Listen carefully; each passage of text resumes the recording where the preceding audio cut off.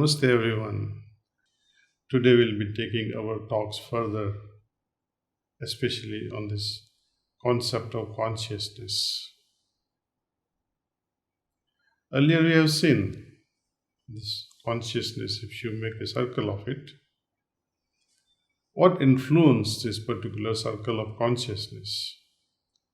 Our Shastras, they talk about that consciousness gets really influenced heavily by our own ahankar, our own ego. Next thing that influences our consciousness is also the way we think, the role of our mind and heart. It plays both positively as well as negatively. Similarly, ego, it has its own positive influence as well as negative influence. Third major factor also is intelligence, how we use our intelligence, the positive way or the negative way. Science can create a lot of researches and make the world even more comfortable, more harmonious, more creative, instead of destructive. This creativity as well as destruction, this aspect of creativity as well as its ability to destroy things, it's part of intelligence. Thinking and feeling, how they are balanced in our existence. Similarly, my way or highway type of attitude, ego, can heavily influence this consciousness. When we talk about the dialogue between the King Janaka and sage Astavakra, we remain baffled when King Janaka asked he asked three fundamental questions. How to attain higher knowledge, how to get liberated, and how to remain unattached, or how to develop non-attachment.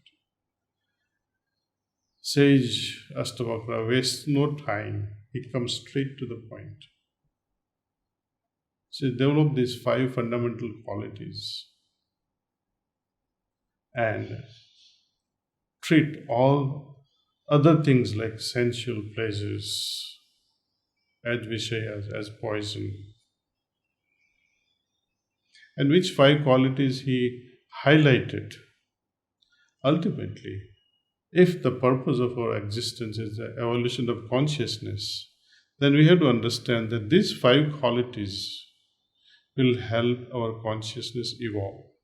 These 5 qualities, number 1 being compassion. Imagine if a person doesn't have compassion, how will that person's consciousness behave?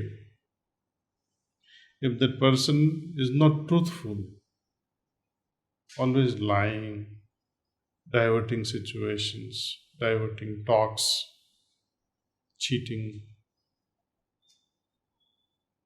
how will that person's consciousness be? And as we go further, truthfulness, sincerity, and forgiving nature, they all come together, contribute towards the evolution of consciousness. It frees us. Somehow it liberates us, our heart, from the heavy burden of guilt. The biggest thing that hurts us at a consciousness level is guilt.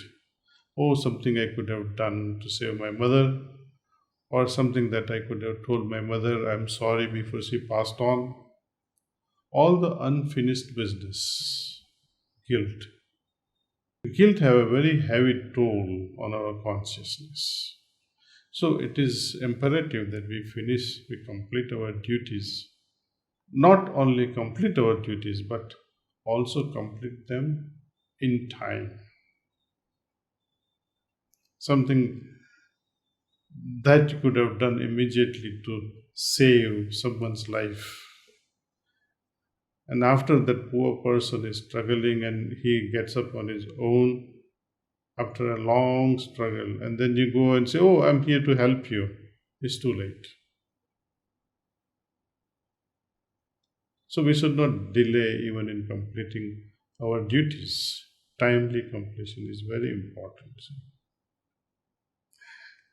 When we talk about how intelligence play a part in evolution of consciousness, we can understand its role when we understand the negative part or negative function of this intelligence in evolution of our consciousness. How so? When we wrongly use our intelligence, it has its negative impact on the expansion of consciousness. When we have learned something through experience, this experience outweighs the need for intelligence. We become wiser in the process. A meditative mind need not go through the actual process of experiencing. No doubt, experience is better than knowledge. Yet, a meditative mind is able to pick what may go wrong if we do such and such a thing. That is universal intelligence that is guiding a meditative mind, what we call discriminative intelligence, what we call viveka. Viveka means, or discriminative intelligence means something that guides us to differentiate between what is right, what is wrong, what is profitable, what is not so profitable, what is the cause and what is effect. So we become more and more wiser and more discriminative as we advance with our consciousness because of this development of meditative mind.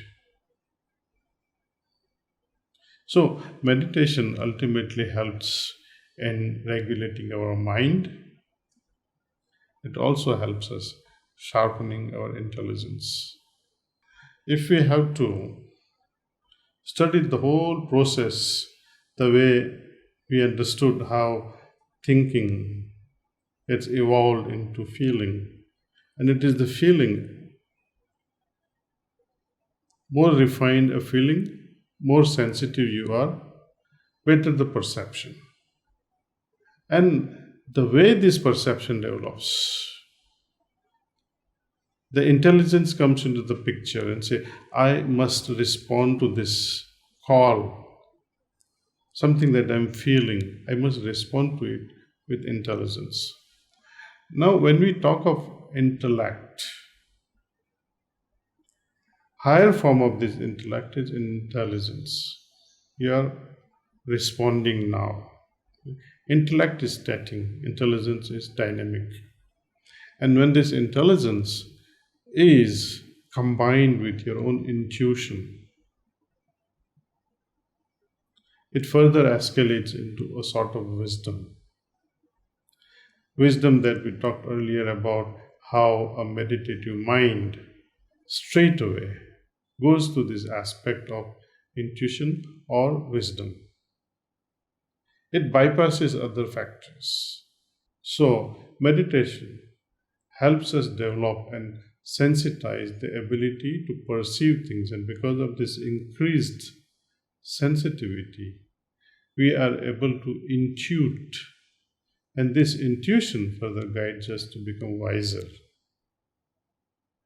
meaning making less and less mistakes. Also, meaning making right or correct choices in life at every little step. This is the beauty of yoga. People say, what do you do with closing your eyes? Mysterious things unfolds when you close our eyes and meditate, especially in a heartfulness way with pranahuti. Often people meditate. There are many people I have seen, oh sir, I am also meditating. But I assure you, with all humility, with all confidence that you will never regret this heartfulness way of meditation, which is aided with pranavati from a capable guide, from a capable guru. Many questions, but we selected 2 questions for this time because of time. Number 1 question is from Sister Sonali Sharma from Delhi. Will meditation help us during these COVID times? I feel so afraid of what can happen to my family and friends as well as my own health. Sonali ji, your concern, your anxiety is not out of place. I do feel for a lot of families who are already succumbed to this pandemic. And what we hear and see its impact on our elderly. And when we see we have elderly family members with compromised health, naturally we would worry. Worry is okay. It is only through worries I think we can come up with some solution. But if you become depressed, if you develop a level of anxiety and keep brooding over it, it will not help. Suppose if you are a nurse and you are nursing your mother during her sickness and you keep crying, what is the use of such a nurse? You have to stand on your legs with courage and do your duties. Meditation does help. Meditation reduces the stress level, anxiety level.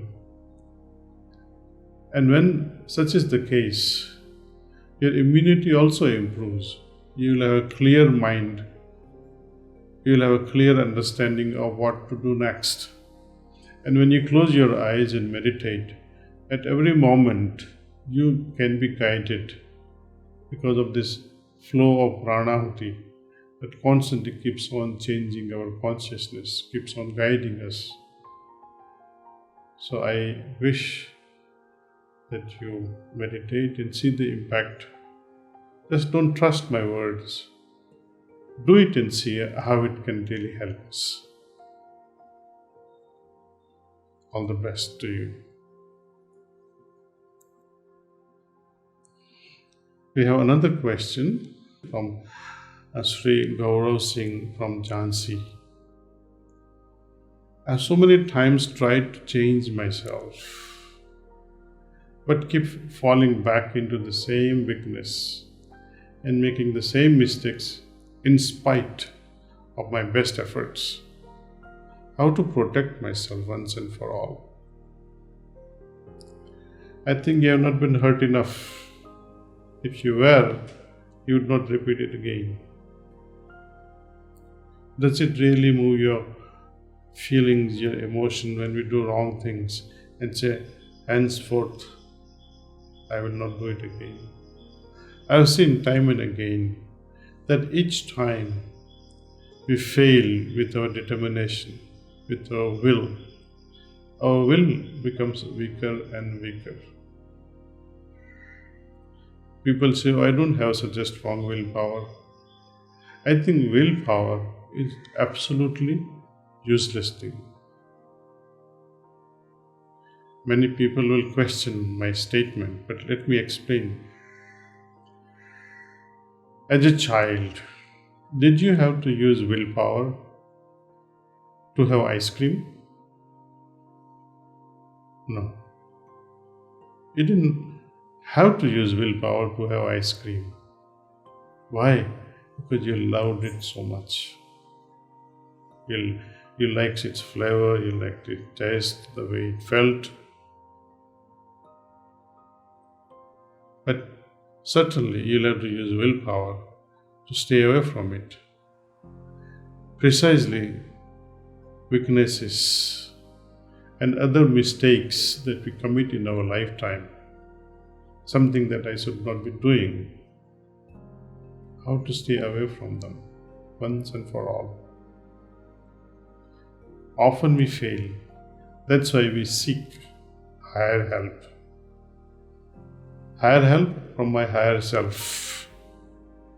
When I pray to God and say to God, my dear God, you are my real goal in my life. All these desires and wishes, they're putting bar to my advancement towards you. Thou art the only God and power to bring us to that stage. So we are invoking godly help. Something we cannot do, we should always solicit somebody else's help. And who better than God's help? And it should not be an ordinary way of asking. At bedtime, before you go to bed, you submit your mistakes to God and say, my dear God, I'm sorry I committed this mistake. Please help me not to repeat the same again. And see the effect. In no time, you will see this help will continue pouring, not only to avoid these mistakes, but you will learn to do even better things in life. So the bedtime is the best period in offering a prayer to God and say, please help me. Whatever I have done, I would like to get out of it. And something that I have already done, which is so good, I'd like to make it even better. So such should be our attitude with prayer to Almighty. Please try. And you will see kind of contentment and unimaginable peace that you can attract towards your heart. I think this willpower business is quite overrated things. How so and why? See, when you want something get done, let's say you're asking someone, are you willing to do this? Means, are you interested in doing this? So, willpower means, are you using your powers into things in which you're interested? If you really have a keen interest, as if your life depends on it, then you will do it. It is this lukewarm approach that delays the transformation. When you have lukewarm water, can you boil rice in it? In lukewarm water, you cannot cook rice. You cannot cook vegetables. In lukewarm relationship will fail. Your beloved spouse will say goodbye perhaps, even though she might stay with you forever. But lukewarm relationship doesn't take us anywhere. So it has to be full-fledged relationship with lot of interest. This relationship within us, between my lower self and higher self.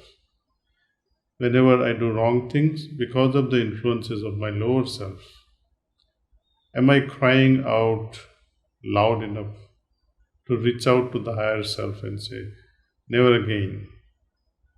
And so we try to build a bridge between lower and higher, between the heart and the mind, between the Atman and Paramatma.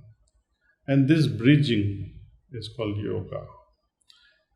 Through meditation, I don't say that you will be transformed overnight, but little by little, mistakes will be made. But through all those mistakes, we become better and better. When the heart is craving towards absolute transformation, one day I think we'll hit the target with His grace.